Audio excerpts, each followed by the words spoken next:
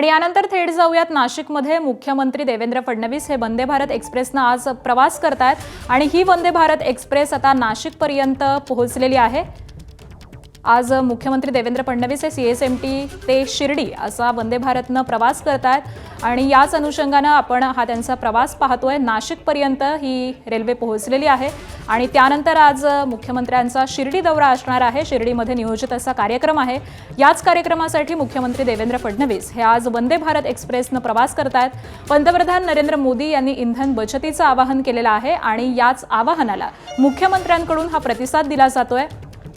सार्वजनिक वाहतुकीचा वापर हा मुख्यमंत्री देवेंद्र फडणवीस यांच्याकडून करण्यात आलेला आहे। आज शिर्डीमध्ये जाण्यासाठी ते असतील आणि त्याचबरोबर अनेक अधिकारी असतील हे या वंदे भारतनं प्रवास करताना आपल्याला दिसतात आणि हीच वंदे भारत आता नाशिकपर्यंत पोहोचलेली आहे। पुढे शिर्डीपर्यंत हा मुख्यमंत्र्यांचा प्रवास असणार आहे आणि तिथे जो नियोजित कार्यक्रम आहे त्या कार्यक्रमाला मुख्यमंत्री देवेंद्र फडणवीस हे उपस्थिती दर्शवणार आहेत।